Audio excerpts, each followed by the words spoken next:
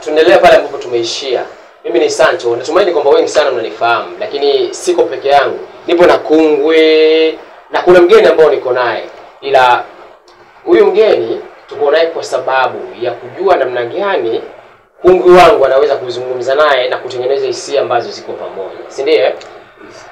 Masikio yako na macho yako yawe kwa Sancho Pro, na ukiweza kusubscribe au kucomment na kulike utaweza kumsikiliza zaidi na zaidi na zaidi. Kuna mafundisho mengi sana katika Sancho Pro ukizingatia tunadili na Kungwe.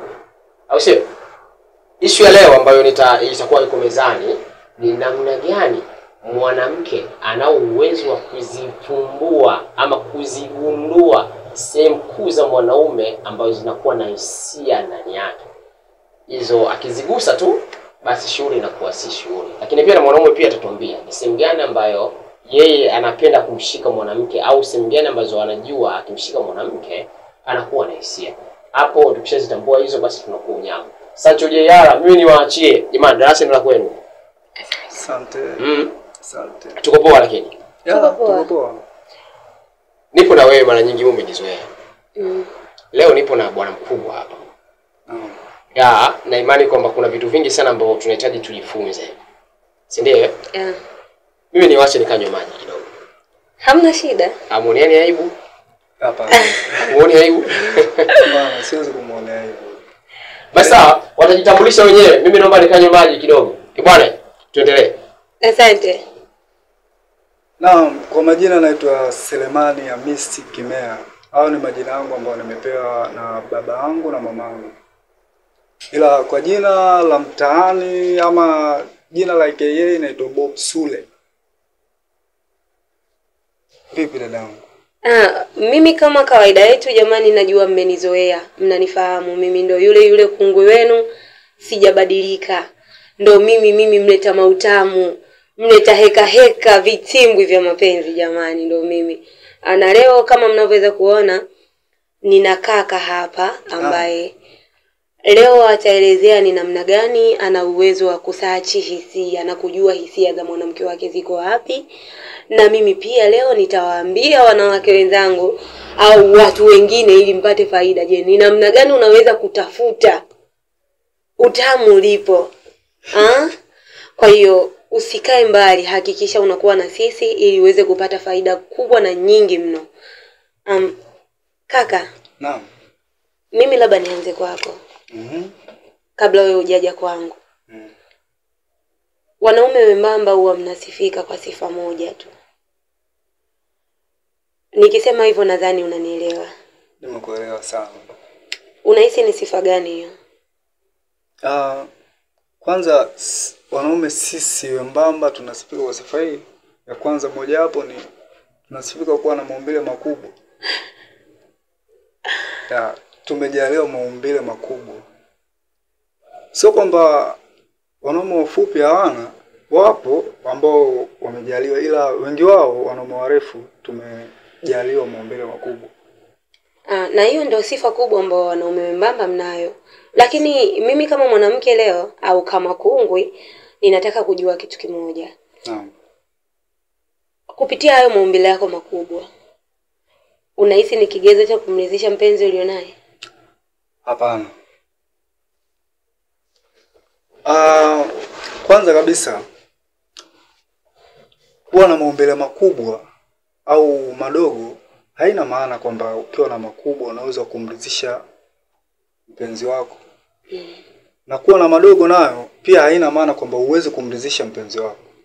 Unajua swala la mahusiano ama nikizungumzia mapenzi, unajua mapenzi ni kitu cha ajabu sana. Iko hivyo.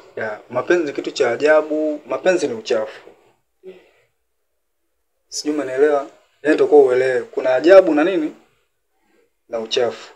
Kwa hiyo unaweza ukawa na umbile kubwa alafu usiweze hata kumridhisha mpenzi wako. Sasa mimi ninachotaka kufahamu au watu wengine wanachotaka kufahamu, mwanaume mwembamba ndio umempata mwanamke sasa.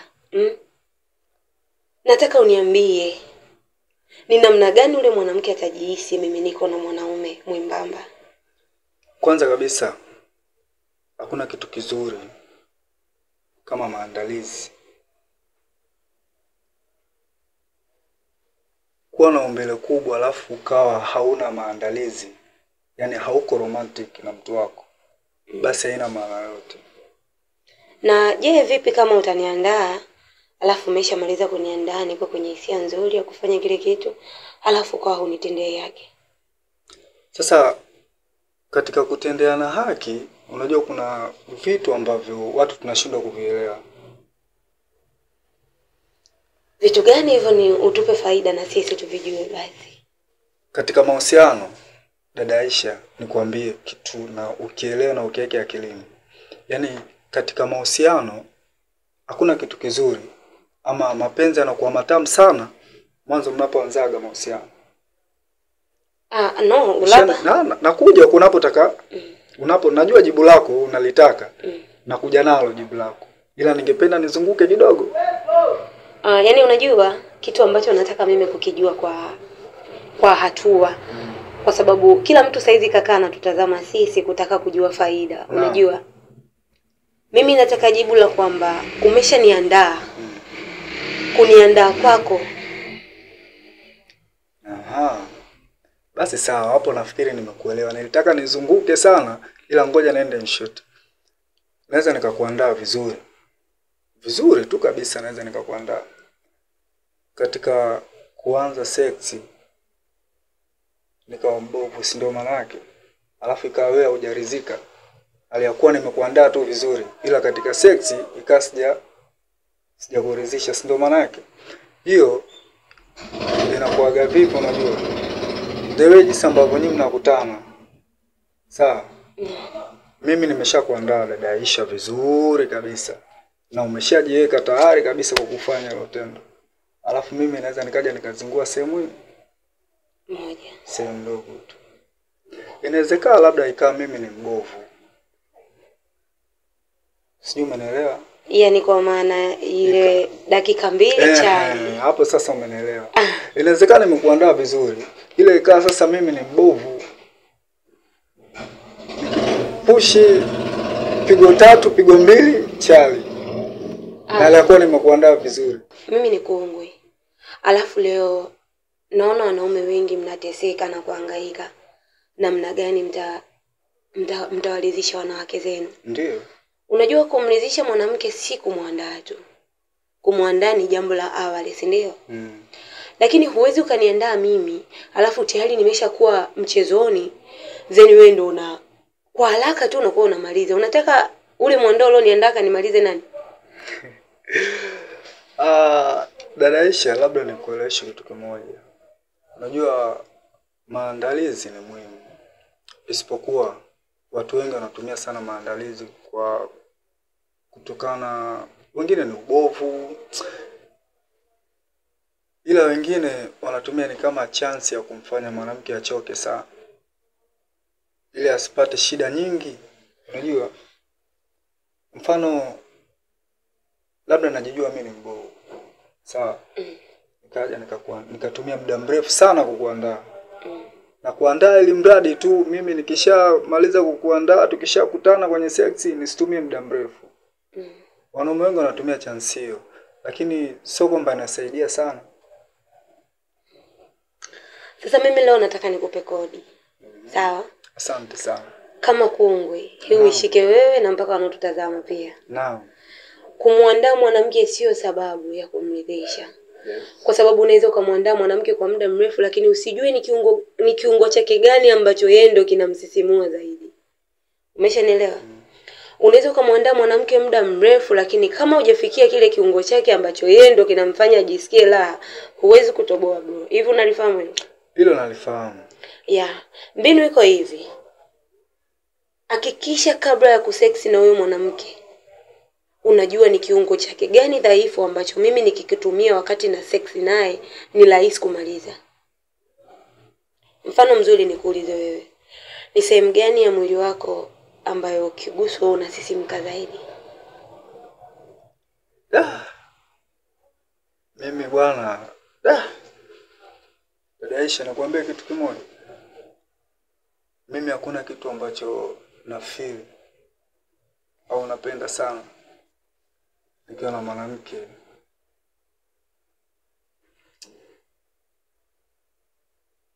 anishike maungo yangu. Maungo yako mengi? Nikimaanisha maungo yangu nafikiri nakuwa umenielewa. Yaani kwa mtazamaji ambaye hajasoma sana.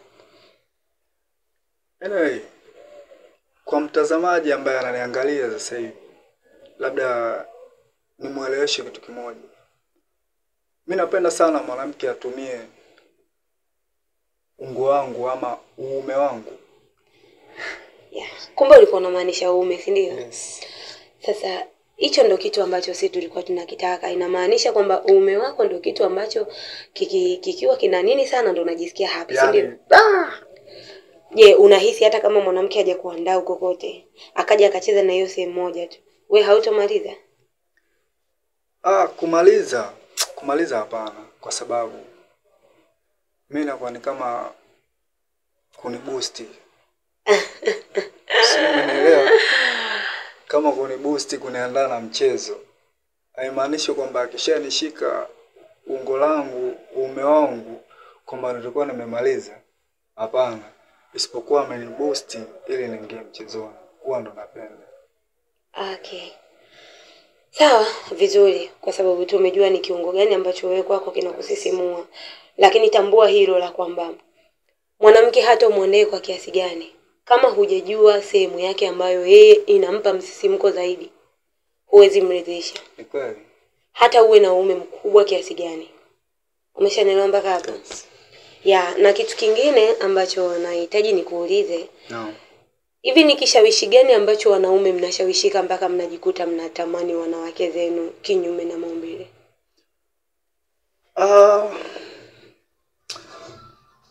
Mimi nadhani ni maneno tu ya vijiweni ndio yanafanya watu kutamanisha.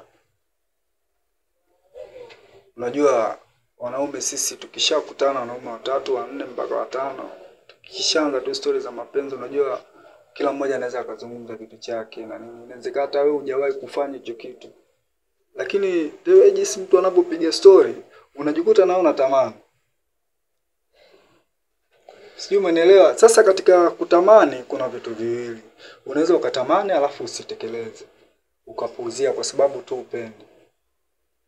Lakini sasa kama tamaa yako wewe ni ndogo, ndio wengine wanafanya hivyo.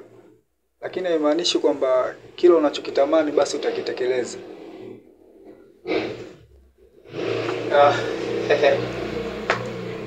Toba. Naona nimeingia katikati ya story. Mbona macho yenu yamelegea? Story zenyewe nazo pia zinajieleza. Stories zinafanya mnalegea. Yeah. Sababu tuzungumzie mpira hapa. Sawa, sijawakatisha bali naenda kunywa maji, sasa nimerejea. Nilipokuwa nakuja nikawa nasikia kwamba kinyume na maumbile, sijui ni nini. Yeah. Si ndio? Umesema kwamba ni stories za vijie. Kwa sababu dada hapa ameniuliza hilo swali. Kwa mimi ninavyoona ama kwa research yangu, maneno ya vijie huwa yanatufanya tunafanya vitu vingi ambavyo vingine hatujawahi hata kuvifanya. Na ndio maana nikamwambia dada yangu hapa, sisi wanaume wote tukishakutana 2, 3 mpaka 5, tukishaanza tu stories za mapenzi, mahusiano, demu kafanya hivi, kawa hivi, mtu mmoja tu anaweza akazungumza, wewe utakuta yeye ndo mambo yake. Anyway, Sule usinipe mkanda mwingi sana. Mimi nikuulize wewe. Naam. Wewe ushawahi kumtamani mwanamke wako kinyume na maumbile? Hapana. Haujawahi? Mwanamke mwingine akipita? Natamani. Kwa nini mkeo au mtu mwanamke wako umtamani afu mwanamke mwingine unatamani? Ni kwa sababu au mwanamke ambaye uko naye hana mzigo wa kutosha? Ni kwa sababu si wanaume tumeumbwa na tamaa. Yaani hilo ukae na kulijua. Yaani sisi tumeumbwa hivyo. Sijui umeelewa? Yaani sisi yani in natural si tumeumbwa hivyo. Na tamaa. Inawezekana na mwanamke wako tu mzuri, anaumbwa na sura na kila kitu. Sijui unanielewa? Akapita tu mwanamke, pengine amfikia hata huyu mtu wako, amfikia hata selusi, Lakini kutokana sisi tumeumbwa na tamaa zetu huwa zinatufanya tunafanya vitu vya ovyo, unajua. Kwa sababu unajua wewe unakuwa kama vile unataka kutuzunguka, kuona kama vile yani unakwepa hili swali. Usinikimbie Sule. Tuishi katika pointi. Nimekuuliza, kwa nini mwanamke akipita unamtamani, alafu wewe mpenzi wako haumtamani? Iko tu. Namtamani kwa sababu nataka nijue ikoje. Kinyume na maumbile? Hapana, sio kinyume na maumbile bana. Sina maana hiyo. Tamaa nilozungumza mimi sijamaanisha kwamba unamtamani yule kinyume na maumbile. Mimi nimemaanisha kiuasilia wote. Yaani unamtamani mwanamke ndio jinsi alivyo. Sasa au masuala ya kimaumbile utajua mwenyewe baadaye. Basi sawa, mimi tuache hayo. Kungwi. Kungwi, sasa leo nataka nione kitu gani ambacho kitafanya hata anayetutazama, si ndio, kujifunza zaidi. Sule, kwanza nianze na wewe. Ndio mara ya kwanza umekutana na mwanamke. Umeshamu-approach, umeingia naye chumbani. Wewe simu gani ya kwanza unaanza kuishika? Yaani simu gani ya kwanza unaanza kuishika? Au kitu gani cha kwanza unataka kumfanyia yule mwanamke? Okay. Cha kwanza kabisa nikikutana na mwanamke, kwanza huwa anabadilika. Kabla ukutana, yani kabla sijamshika sehemu yote, nabadilika kuanzia sura mpaka maongezi. Unakuaje? Ndio huyu hapa sasa Kungwi. Naam, cha kwanza kabisa hata maongezi yangu. Tuache na maongezi yangu. Ndio huyu sasa kashafika, yani kama sio badilika. Cha kwanza nataka nione ndio yuko hapo sasa. Nataka nione change yako inakuaje. Change yangu, okay. Aisha.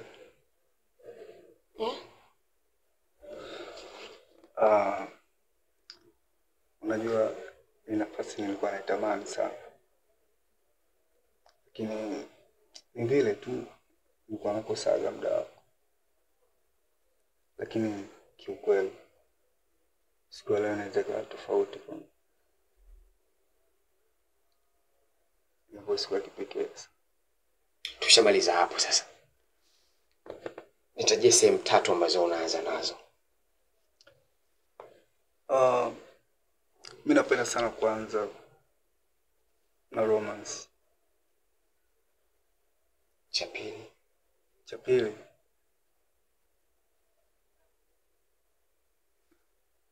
napenda sana nikimshika mwanamke kiuno, naitwaje? Yaani nikimshika kiuno ile kumnyaminya na nini, huko nikimpiga romance wanasikia fresh. Cha tatu napenda sana ndio mtengeneza la bite wake za watu wakienda kwa wanapigwa. Hapana. Hizo ni sehemu ambazo umezitaja. Yes. Ya kwanza ni romance, ya pili kiuno, ya tatu shingo, si ndio? Tuje kwako Kungwi. Hizi sehemu 3 unazizungumziaje kwa mwanamke akishikwa anakuaje?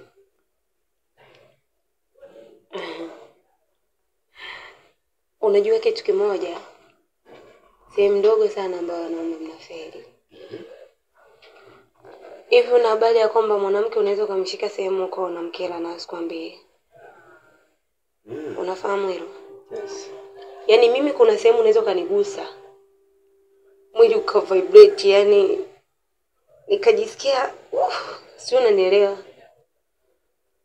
Lakini ukishachanganya na sehemu nyingine unanitia hasira kwa sababu unanitoa